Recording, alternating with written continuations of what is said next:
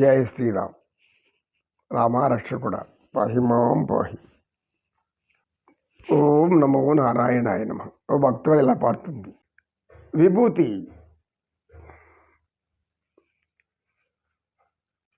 రామజోగి మందు కొనరే,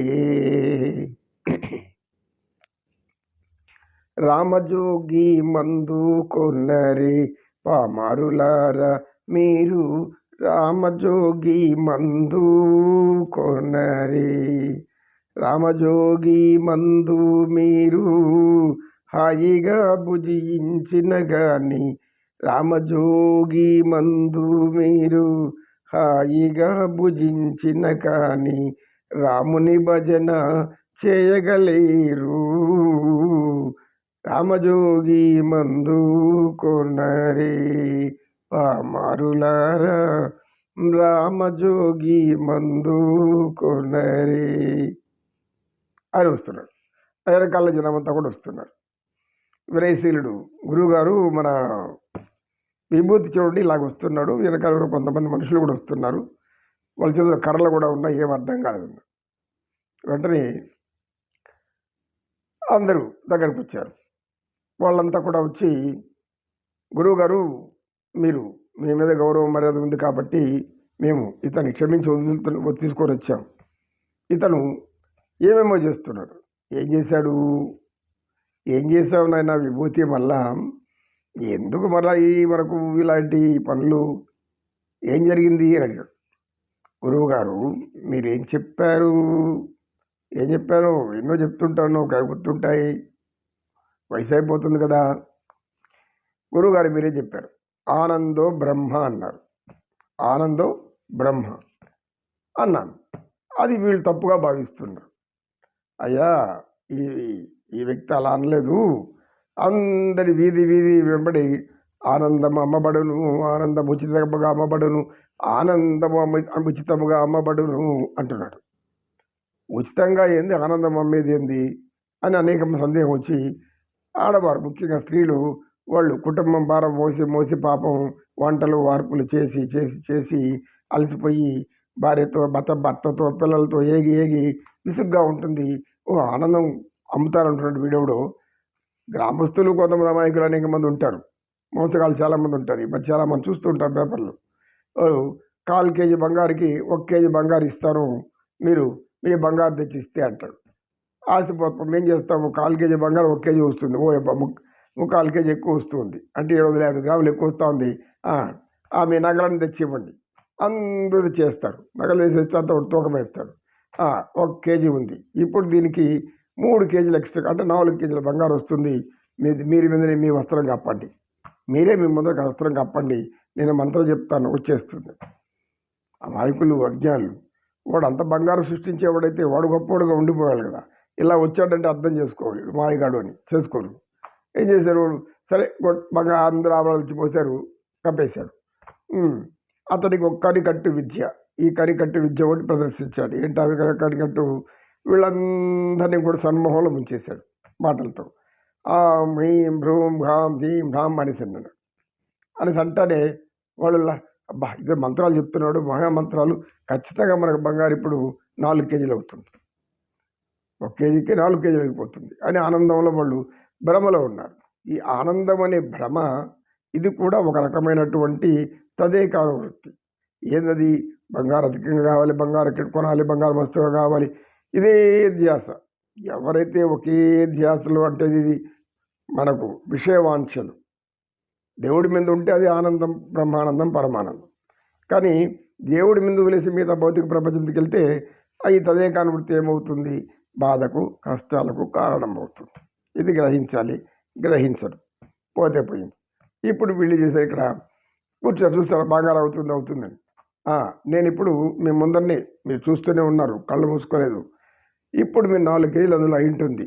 కావాల్సి అంటే మీ ఆభరణాలన్నీ 1 4 అయిపోయింటాయి. మీరు పెట్టింది 1, ఇంకొక 3 జరిపోయింటాయి, 4 అయి ఉంటాయి అని అన్నాడు. ఆగండి, ఇంకొక మంత్రం చెప్పాలి. ఈ మంత్రం చెప్పేటప్పుడు నేను కళ్ళు మూసుకుంటాను, మీరు కళ్ళు మూసుకోకుండా నన్ను చూస్తూ ఉన్నాడు అన్నాడు. ఓహో, మనం కళ్ళు మూసుకుంటే కదా ఏమయ్యేదానికి వాళ్ళు కళ్ళు తెరుచుకొని చూస్తూ ఉంటారు. కళ్ళు తెరుచుకొని చూస్తున్నప్పుడు అక్కడ ఆ వ్యక్తి కనబడడు. మనం చూస్తూనే ఉన్నామంటే అదే కరికట్టు, మెస్మరిజం. నేను చేశాను వీళ్ళన్నీ చూస్తే అక్కడ అనేక రకాలైనటువంటి రాళ్ళు రప్పలు అన్నీ పడి ఉండే, బంగారం లేదు, ఏమీ లేదు. ఆ తర్వాత కుయ్యో మును నడుచుకొని గ్రామస్తుల దగ్గరికి వాళ్ళ దగ్గర ఎవరెవరు చెప్పాలో ఈ యొక్క రక్షకపడ పోలీస్ శాఖ వాళ్ళకి వీరికి ఇట్లా మరి అయిపోయిందంటే దురాశకు పోతే దుఃఖం చేయటు కదా అని ఆ సామెత గుర్తుకొచ్చేది. ఈ విధంగా అనేక మంది మోసపోతూ ఉంటారు. కష్టపడి సంపాదించి జీవించాలనుకునే వాళ్ళు తక్కువ ఉంటారు. ఇది లోక సహజం. కనుక ఇప్పుడు ఈ మీ భూతి వాడు ఏం చేస్తాడంటే విభూతి ఆనందం ఉచితంగా అమ్మబడిన ప్రచారం చేస్తున్నాడు. ఏమి అంటే ఆనందం అమ్ముతాను అంటున్నాడు. ఉచితంగా అంటున్నావు కదా, ఉచితంగా అంటే ఉచితంగా ఇవ్వాలంటే మీరందరూ కూడా ధ్యానంలో కూర్చోవాలి అంటున్నాడు. ఏంటా ధ్యానం అంటే మీరు రామజోగి మందు కొనరే అని అంటాను, మీరు అంటా ఉండండి అని అన్నాడు.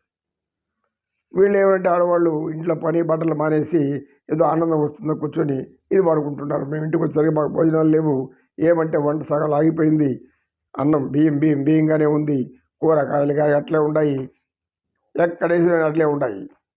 పిల్లలు పాఠశాల చూసేస్తే వాళ్ళకి ఆహారం లేదు, మాకు ఆహారం లేదు.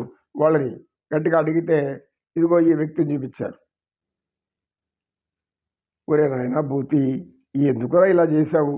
గురువుగారు, ఆనందములో బ్రహ్మం ఉంది, ఆనందం ఉంటే బ్రహ్మ వస్తుంది మీ దగ్గరికి అంటే భగవంతుడు వస్తాడని చెప్పడానికి నేను చెప్పాను. వాళ్ళు ఏం చేస్తున్నారు, దాదేని వరకు పట్టుకొని రామజోగి మందు కొనరే, రామజోగి అందిన వాళ్ళు అదే అనుకుంటున్నారు. నేనేం చేశాను గమ్మ చూస్తూ ఉన్నాను. వాళ్ళు బ్రహ్మ లేకపోతే కదా ఆనందో బ్రహ్మ అని అలాని నేను ఆనందం అమ్ముతా అన్నాను. అమ్మితే ఏమొస్తుందని అడగలేదు, నన్ను అడగలేదు. నన్ను అడిగింటే ఏం చెప్పిట్టాడు, బ్రహ్మ వస్తాడు మీ దగ్గరికి, బ్రహ్మ అంటే అన్నీ సమకూరుస్తాడు అన్నాడు. ఓరే నాయనో, నీవు అప్పుడప్పుడు తలనొప్పి తెచ్చిపెడుతుంటావు. అయితే ఇవ్వండి, ఇప్పుడు మీరందరూ కూడా వాడు అమాయకుడు, ఏం చేద్దండి, వదిలేసేయండి. అయితే ఇంకొకసారి ఇట్లా జరగకుండా చూస్తాం అని అన్నాడు గురువుగారు. అమాయకం కాబట్టి గురువుగారు నేను చేసింది పొరపాట అని అన్నాడు. నాయన, ఎవరి కర్మలు వాళ్ళు చేసుకుంటూ ఉంటారు. కర్మబద్ధులైనటువంటి మానవులు ఏ సమయంలో ఏం పని చేయాలో చేసుకుంటూ జీవిస్తారు. నీ వెళ్ళి వాళ్ళకి పనికి అడ్డం తగలడం తప్పు. నీవు చెప్పిన దాంట్లో తప్పేమి లేదు. రాముడి పేరు చెప్పమని చెప్పావు, అయితే ఎప్పుడు చెప్పాలది?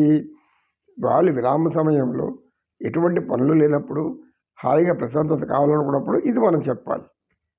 ఇది హరికథా కాలక్షేపం ఇట్లా ఉండేటి. నువ్వు వాళ్ళు పనిచేస్తుండే వాళ్ళే రామజోగి మందు కొనండి మీకు ఆనందం వస్తుందంటే వాళ్ళందరూ ఇలా నేను కొట్టొస్తున్నారు అంతే, అంతకంటే ఇంకేం లేదు. నీవు ఒళ్ళంతా పగిలిపోయింది పాటికి, నీకు ఏదో భగవంతుడు కాపాడినాడు రాముడి పేరు చెప్పినావు కాబట్టి అనేసి సరే అన్నాడు.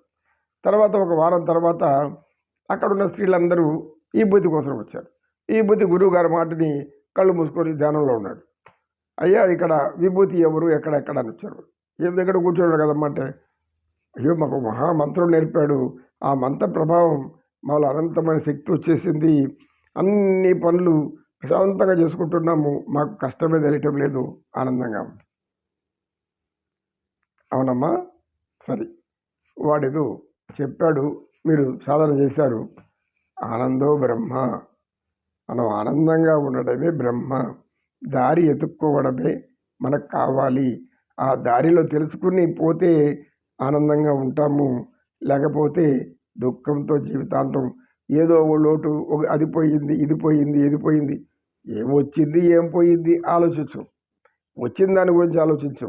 వచ్చిన దాంట్లో కొంచెం పోయిందంటే అయ్యో అది పోయింది. బంగారు పని వ్యక్తి ఒకటి బంగారు చేస్తుంటాడు, ఆచార్యులు బంగారు పని చేసేవాళ్ళు, మనం బంగారు ఇస్తాము, బంగారు ఇస్తేనే ఇంత దీనికి ఇంత ఇవ్వాలి అని చెప్తాడు, అంతా చేసేదాకా ఇస్తాడు. ఏమైనా కల్తీ ఏమైనా ఉందా, ఏమైనా కలిపేసాడా, మన బంగారం ఏమైనా తరిగిపోయిందా, ఈ అనుమానం. నమ్మకం లేకుండా ప్రతిదీ అనుమానించుకుంటూ ఉంటే దుఃఖమే. ఏదో వచ్చింది, దాంట్లో ఏదో కొంత పోయింది, పోతే పోయి ఏమైంది, అంతా కూడా మరి ఏమైంది? మనం హాయిగా ఉన్నాం కదా, మనం ఆనందంగా ఉన్నాం కదా. పోయిన దాని గురించి తలుచుకుంటే బాధపడటమే తదే కాను వృత్తి. అంటే ఎవరైతే మనం కూడబెట్టిన దాన్ని అది ఎవరో దోచుకుపోతే, ఎవరో తీసుకెళ్ళిపోతే మనిషి భగవంతుడి మీద ఆలోచనలు పోవు. వారికి ఎటువంటి అన్నము, ఆకలి ఇవన్నీ ఉండవు.